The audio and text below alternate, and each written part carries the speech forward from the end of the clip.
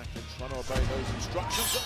And a right hand over the top. That hook landed, and down goes Rolls. All right, fight fans, strap in. Tonight we're stepping into a parallel universe where precision meets pure menace. What if the only man who can beat Terence "Bud" Crawford is a cold-eyed Kazakh Terminator with a granite chin and a jab like a crowbar? Yep, Gennady Gennadyevich Golovkin, Triple G, the boogeyman who used to tuck middleweights into bed with a lullaby named Good Night. Before you yell, "But GGG's retired," relax. This is a thought experiment with swagger, a style clash breakdown, a fantasy fight that actually has receipts, skill sets, tendencies, and moments that hint why Triple G, at his best, might be the one puzzle Crawford can't solve. Buckle up, let's roll. Crawford, the switch-hitting surgeon, sitting in the pocket, reading binary like Neo in the Matrix. Then, boom, he eats a jab that doesn't just score, it moves furniture. That's the Golovkin difference. He doesn't paw, he posts, he doesn't step, he marches. He cuts the ring like he's holding blueprints. And every step says, "You can run, but I walk faster." So why GGG? 3 words. Disciplined forward pressure. But hold up, pressure without purpose is cardio. Triple G's pressure is geometry. He throws that jab like a spear, not a feeler. It's not, "Let me see the distance." It's, "Let me set the distance." He keeps his feet square-shouldered, knees coiled, and every time you exit, he's 2 steps left of your escape. That's not chasing, that's shepherding. And shepherds don't lose sheep. If you're thinking Crawford thrives on counters, you're right. He salivates when guys lunge. The problem? Golovkin doesn't lunge. He slides, he punches through the target, elbows tucked, chin locked, balance always under him. The counters Crawford loves are born from your mistakes. GGG doesn't offer freebies, he charges interest. Now let's pivot with a clean hook. Crawford's biggest superpower is adjustments. So the question is, can you adjust to a wall? Golovkin is a wall with sockets. You touch it, you get lit up. He turns feints into traps. Jab upstairs, jab to chest, mini step, hook around the guard. Suddenly, you're defending a picture frame and he's painting corners. Crawford likes to download patterns. GGG keeps uploading pressure. It's like updating iOS while someone's drilling the phone case.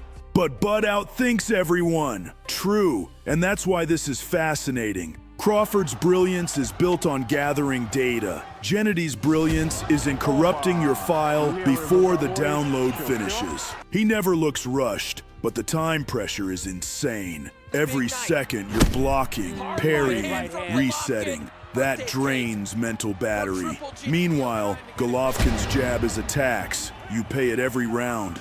Let's jab step into the numbers without being nerdy. Golovkin's historical jab accuracy and consistency were demoralizing. It wasn't just landing, it was landing flush while keeping him safe. And Crawford? He loves to switch southpaw and draw your right hand. Against GGG, that southpaw switch risks walking into the most underrated punch in his arsenal. The short, straight right, he fires off tempo changes. That's the one you don't see because the jab blinded you first. If you think this is a power versus skill narrative, you're missing the plot. This is structure versus flow. Crawford's flow is jazz, improv genius. Golovkin's structure is classical, mathematical, relentless, inevitable. Bud thrives when the fight breathes. Gennady turns off the oxygen. He doesn't need to win the exchange clean every time. He needs to win the room, and he does it by making the ring smaller, your breath shorter, your options fewer. Here's a spicy angle. Body work. Crawford punishes down low when he's got timing, but Golovkin's body shots are different. He rips that left hook to the liver while his head barely moves off center. Then he resets posture like a statue. You try to counter, you're countering a fortress. And every rib tap takes a little venom from Bud's springy pivots. Let me raise the stakes. Crawford's greatest threat isn't GGG's power, it's GGG's refusal to give him rhythm. And a right hand over the top. That hook landed, and down goes Rolls in a heap. Bud loves to set traps with faint backsteps and sudden counters. Against Golovkin, backsteps don't buy distance. They rent it by the half second, and late fees apply. But what about speed? Crawford is faster, no debate. But raw speed doesn't guarantee winning the lead hand battle. Gennady's jab has seniority. It clocks in early, files paperwork, and leaves with your nose. He disrupts your first step, not your third. That's how you beat faster guys. You don't race them, you detour them. Quick gear shift, inside fighting. Crawford can scrap up close, but he prefers to dissect at medium range. Gennady, he's a gentleman bully inside. No wrestling matches, no messy clinches. One arm posts your chest, the other arm works clean. Short uppercut, left hook, repeat. It's like he built a tidy workshop in a phone booth. Now, the elephant in the room, eras and weight. Prime GGG at 160 versus Prime Crawford at 147/154 is not apples to apples. It's apple versus apple tree. But the question today isn't about scales. It's about styles. Could the style of Golovkin at his best dismantle the style of Crawford at his best if somehow they met in the mythical middle? Yes. And here's the blueprint. Step 1. Jab occupancy. Keep Bud's eyes busy. Head, chest, shoulder. Make him read the wrong chapter. Step 2. Angle tacks. 2-inch left drift after the jab. Not wide, not dramatic. Just enough to park on his lead foot and kill his exit. Step 3. Body first policy. Early liver investment means late fight dividends. Even if Bud steals rounds, his legs mortgage the later ones. Step 4. Don't chase counters, rent real estate. Force Bud to show the counter angle, then preempt the lane with a hook that says, "Not here." Step 5. No clean resets. Anytime Bud bails, step with him and jab on the move. Don't let him reboot the chessboard. And if Crawford's camp is watching, here's the counter blueprint because we keep it fair. A. Touch and turn. Don't sit for exchanges longer than 2 beats. Score, pivot, vanish. Make GGG pick up his feet. B. Southpaw spear to the solar plexus. That straight left to the body disrupts Gennady's posture and kills some jab volume. C. Elbow shields and high check hook. When GGG commits to the body, wedge the elbow, step out at 45 degrees, and sling the check hook to make him respect the exit. D. Controlled clinch, not cuddle. Tie the lead wrist, walk him to the ref's shoulder, break on the ref's side, shoot a free jab on release. Rinse. E. Force feint fatigue. Fake the entry, make him show the right hand, then cash the real entry a beat later. Still thinking it's lopsided? Here's your momentum map for the fantasy fight. Round 1 to 3. Golovkin establishes jab sovereignty, not hurting Crawford, but winning the lead hand election. Bud flashes southpaw counters, but finds the target armored and the exits patrolled. Crawford's reading the code, but Gennady keeps changing the password.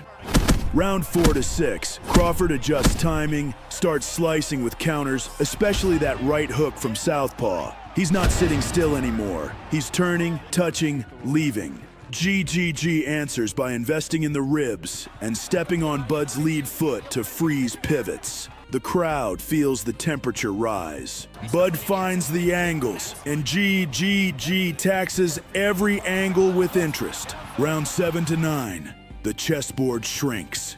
Crawford's head movement still sharp, but the bodywork slows the legs by 5%.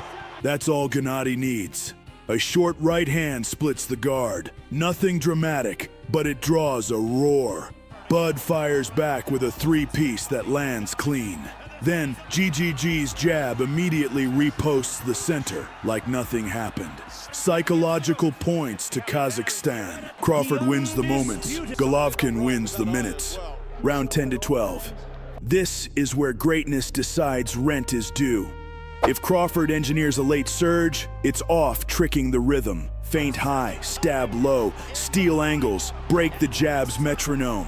If GGG holds serve, it's because the ring feels like an elevator and Bud can't find the door open button. The final bell rings with both men grinning that "I respect you, but I still want to beat you" grin. Two geniuses, one canvas. No wrong answers, only consequences. So, why call Golovkin the only man who can beat Crawford? Because stylistically, Prime GGG offers the one thing Bud has never truly had to endure for 12 straight. Flawless, patient pressure, married to elite jab control and bulletproof balance. Plenty of punchers chase Crawford. Gennady doesn't chase, he corrals. And when your brilliance needs oxygen, a corral is a cruel place. But here's the twist ending worthy of a standing 8 count. Crawford is that rare fighter who turns no way into now watch. If anyone could decode Golovkin's classic menace with modern genius, it's Bud. That's why this matchup is magnetic, even as a fantasy. It's chess versus checkmate pressure. It's blade versus anvil. It's rhythm versus rulebook.